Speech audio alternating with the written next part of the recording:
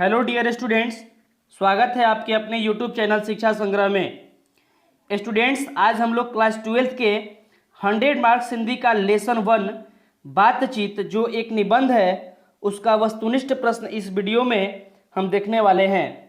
बातचीत शीर्षक निबंध के निबंधकार बालकृष्ण भट्ट जी हैं, जिनका जन्म 23 जून 1844 को हुआ था। बातचीत शीर्षक निबंध के निबंधकार बालकृष्ण भट्ट जी का जन्म 23 जून 1844 को हुआ था। इनका निवास स्थान इलाहाबाद उत्तर प्रदेश में था। जिनका निधन 20 जुलाई 1914 को हुआ था और इनके माता पिता का नाम पार्वती देवी और बेनी प्रसाद भट्ट था। 1877 में बालकृष्ण भट्ट जी ने हिंदी प्रदीप नामक मासिक पत्र निकालना प्रारंभ किया। उसे 33 वर्ष तक चलाते रहे। 1877 में बालकृष्ण भट्ट जी ने एक मासिक पत्र हिंदी प्रदीप नाम से निकालना प्रारंभ किया और उसे 33 वर्षों तक चलाते रहे। इन्होंने अनेक उपन्यास और नाटक लिखे।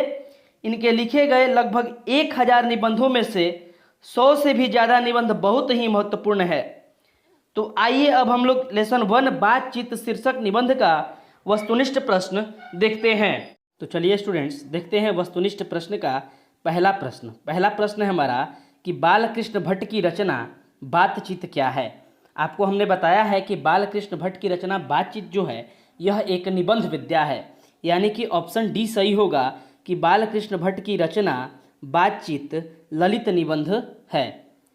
2 नंबर प्रश्न है कि बालकृष्ण भट्ट किस युग के निबंधकार हैं। बालकृष्ण भट्ट किस युग के निबंधकार हैं? तो बालकृष्ण भट्ट भारतेंदु युग के निबंधकार हैं। ऑप्शन बी हमारा सही होगा। आप भारत देश में रहते हो ना, तो याद रखना है कि भारत में रह रहे हैं और बालकृष्ण भट्ट का जन्म भारत में हुआ है और यह भारतेंदु युग के निबंधकार हैं। 2 नंबर। उसके बाद हमारा 3 नंबर प्रश्न है कि मनुष्य की बातचीत का उत्तम तरीका क्या है।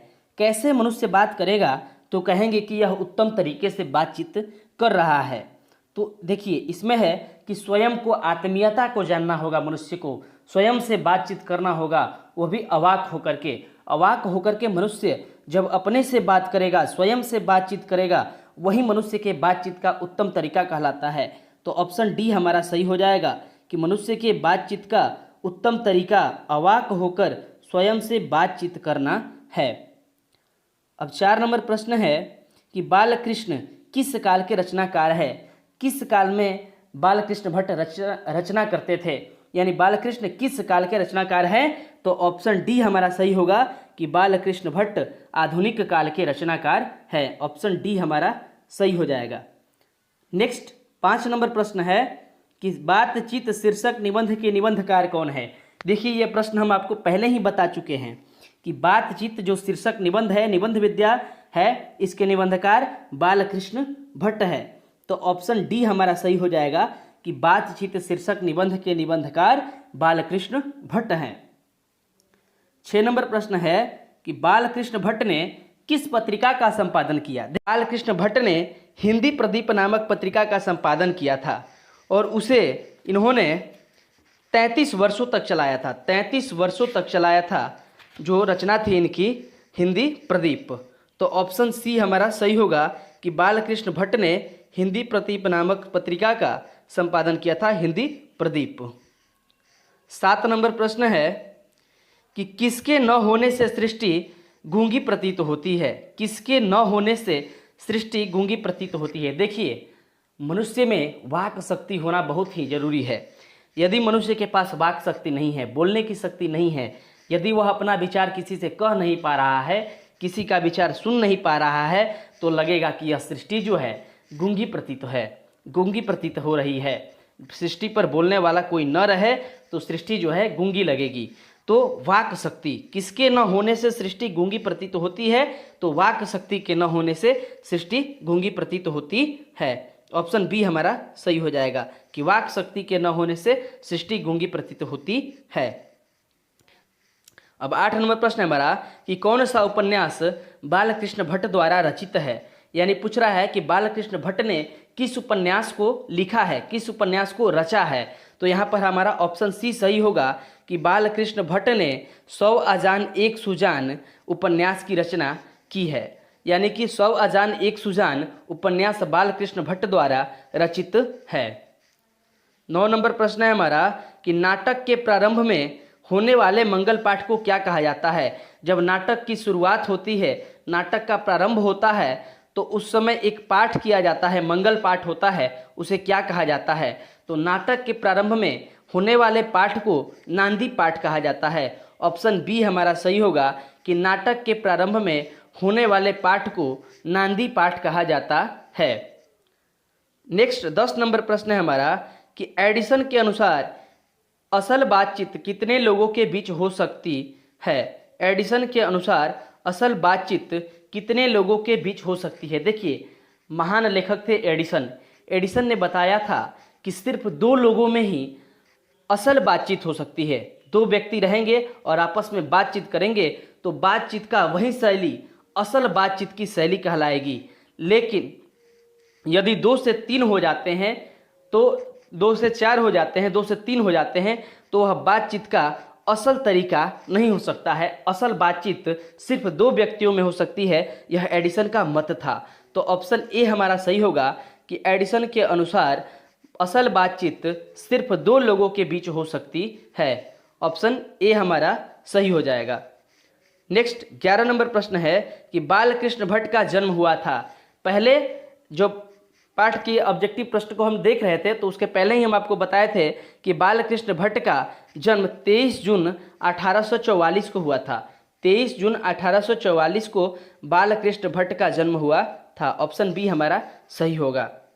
12 नंबर प्रश्न है कि संयोगिता स्वयंवर रचना है। संयोगिता स्वयंवर श्रीनिवास दास की रचना है। श्रीनिवास दास, इसकी आलोचना किए थे बालकृष्ण भट्ट।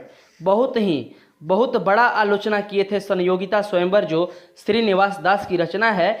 इनके रचना को बालकृष्ण भट्ट ने बहुत ही आलोचना किया था।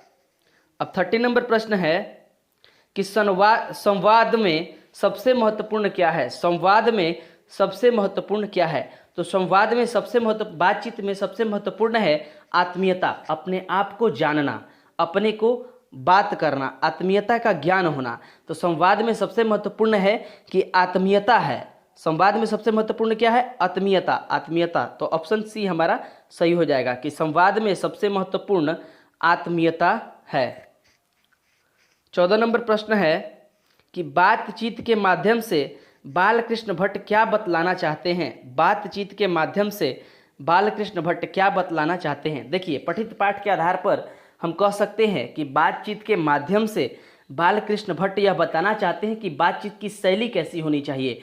तो बातचीत के माध्यम से बालकृष्ण भट्ट बातचीत की शैली बतलाना चाहते हैं। ऑप्शन ए हमारा सही होगा कि बातचीत की शैली बतलाना चाहते हैं बालकृष्ण भट्ट बातचीत शीर्षक निबंध के माध्यम से।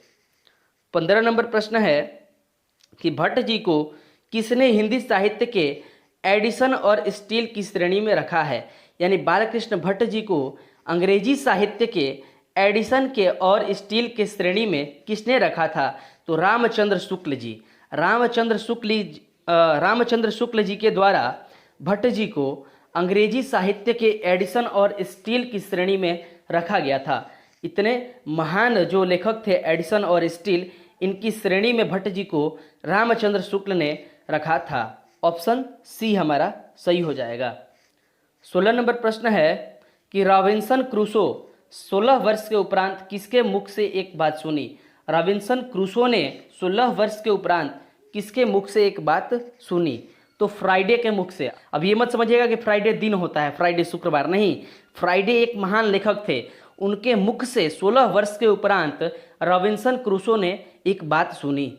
तो यहाँ पर ऑप्शन ए हमारा सही हो जाएगा कि रॉबिन्सन क्रूसो ने 16 वर्ष के उपरांत फ्राइडे के मुख से एक बात सुनी। 17 नंबर प्रश्न है कि आर्ट ऑफ कन्वर्सेशन कहाँ के लोगों में सर्वाधिक प्रचलित है। यानी कहाँ के लोगों में आर्ट ऑफ कन्वर्सेशन सबसे अधिक प्रचलित है। देखिए, आर्ट ऑफ कन्वर्सेशन यह यूरोप के लोगों में प्रचलित है और आर्ट ऑफ कन्वर्सेशन जो है यह बातचीत करने का एक शैली है। बातचीत करने की एक शैली है आर्ट ऑफ कन्वर्सेशन। इसमें ऐसे बात कहे जाते हैं ना कि किसी को दुख न लगे, सुनने वाले के कान को आनंद महसूस हो, तो यहाँ पर हो जाएगा कि आर्ट ऑफ कन्वर्सेशन यूरोप के लोगों में सर्वाधिक प्रचलित है। ऑप्शन सी हमारा सही होगा कि आर्ट ऑफ कन्वर्सेशन यूरोप के लोगों में सर्वाधिक प्रचलित है। ऑप्शन सी सही हो जाएगा। 18 नंबर प्रश्न है कि कौन सी रचना बालकृष्ण भट्ट की है, यानी बालकृष्ण भट्ट ने किस रचना को रचा है। तो यहाँ पर हो जाएगा रेल का विकट खेल। देखिए पूछ रहा है कि कौन सी रचना बालकृष्ण भट्ट की है, यानी किस रचना को बालकृष्ण भट्ट ने रचा है। तो रेल का विकट खेल, रेल का विकट खेल के लेखक जो हैं बालकृष्ण भट्ट हैं। ऑप्शन ए हमारा सही होगा कि रेल का विकट खेल के रचनाकार बालकृष्ण भट्ट है।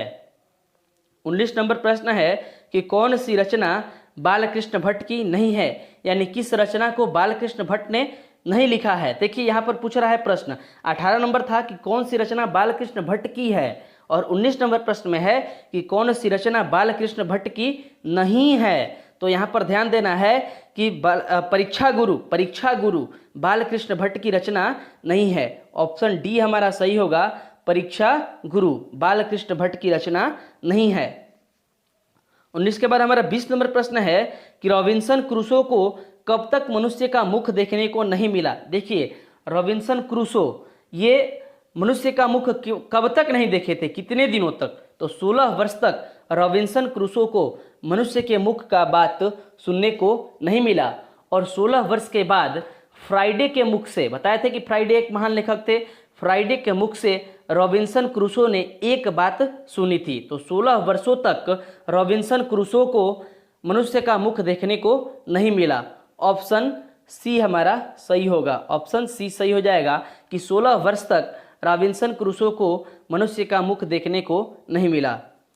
21 नंबर प्रश्न है कि बातचीत से मन किस प्रकार हो जाता है। देखिए बहुत सारे मतलब कि लोग होते हैं जो किसी बात को अपने अंदर रखना चाहते हैं, लेकिन जब तक उस बात को अपने अंदर रखिएगा तब तक आप क्रोधित रहिएगा, भारी रहिएगा, अपने आप पर बोझ महसूस कीजिएगा। लेकिन जो अंदर की बात है किसी से शेयर कर दीजिएगा, किसी से कह दीजिएगा, तो आपका जो मन है वह हल्का हो जाएगा, स्वच्छ हो जाएगा, साफ हो जाएगा। तो बातचीत से मन किस प्रकार हो जाता है, किसी से बातचीत कर लिए तो मन हमारा हल्का और स्वच्छ हो जाता है। ऑप्शन सी सही होगा कि बातचीत से मन हल्का और स्वच्छ हो जाता है। 22 नंबर प्रश्न है कि बोलने से ही मनुष्य के रूप का साक्षात्कार होता है, यह किसने कहा। यह किसने कहा था कि बोलने से मनुष्य का इंटरव्यू हो जाएगा, मनुष्य के रूप का साक्षात्कार हो जाएगा कि मनुष्य किस प्रवृत्ति का है, यह जान लेंगे लोग बोलने से ही। यह किसका कहना था। तो एडिसन के अनुसार, एडिसन यह मानते थे कि मनुष्य के बोलने से जो है उसके रूप का साक्षात्कार हो जाता है। देखिए हमारे समाज में भी एडिसन ने तो कहा ही है, हमारे समाज में भी यही बात है कि बोलने से मनुष्य के रूप का साक्षात्कार हो जाएगा। तो बोलने से ही मनुष्य के रूप का साक्षात्कार होता है, यह एडिसन ने भी कहा है, और हम समाज में भी यही बात देखते आ रहे हैं। अब 23 नंबर प्रश्न है कि कौन सी रचना बालकृष्ण भट्ट द्वारा रचित नहीं है। कौन सी रचना बालकृष्ण भट्ट द्वारा रचित नहीं है। तो बालकृष्ण भट्ट ने मेघदूतम रचना को नहीं रचा है। ऑप्शन सी सही होगा हमारा कि बालकृष्ण भट्ट ने मेघदूतम रचना को नहीं रचा है। अब 24 नंबर प्रश्न होगा कि असल बातचीत सिर्फ 2 व्यक्तियों में ही हो सकती है, यह किसका मत है। देखिए यह प्रश्न दोबारा आ गया है कि एडिसन के अनुसार बातचीत कितने लोगों में हो सकती है, असल बातचीत कितने लोगों में हो सकती है। तो असल बातचीत सिर्फ 2 लोगों में हो सकती है, यह एडिसन ने कहा था। देखिए बातचीत, एडिसन का मत यह है कि बातचीत सिर्फ, असल जो बातचीत है वह सिर्फ 2 लोगों में हो सकती है। वह अपने मन का सारा सुख दुख सब कह सकते हैं, लेकिन वहाँ कोई तीसरा आ जाता है तो लोग चुप हो जाते हैं। यदि 2 लोग देखते हैं आप लोग समाज में भी कि 2 लोग बात करते हैं लेकिन तीसरा आता है तो वह लोग बात को घुमा देते हैं, दूसरी बात करने लगते हैं या चुप हो जाते हैं, मौन हो जाते हैं। तो यहाँ पर एडिसन के अनुसार जो है यह किसका मत है कि असल बात सिर्फ 2 लोगों में हो सकती है। तो एडिसन के अनुसार बातचीत सिर्फ 2 लोगों में हो सकती है, असल बातचीत सिर्फ 2 लोगों में हो सकती है। 25 नंबर प्रश्न है कि बालकृष्ण भट्ट का निवास स्थान कौन सा है। बालकृष्ण भट्ट का निवास स्थान कौन सा है? तो बालकृष्ण भट्ट का निवास स्थान आपको बता चुके हैं चैप्टर के प्रारंभ में ही कि इलाहाबाद उत्तर प्रदेश इनका निवास स्थान रहा है। तो यहाँ पर ध्यान देना है कि ऑप्शन बी हमारा सही हो जाएगा कि बालकृष्ण भट्ट का निवास स्थान इलाहाबाद उत्तर प्रदेश है। बालकृष्ण भट्ट का निवास स्थान इलाहाबाद उत्तर प्रदेश है। तो दोस्तों एक रिक्वेस्ट है आप लोगों से कि आप हमारे चैनल को सब्सक्राइब कर दीजिए और वीडियो अच्छा लगे तो इसे लाइक करके कमेंट करके बताइए कि वीडियो कैसा है।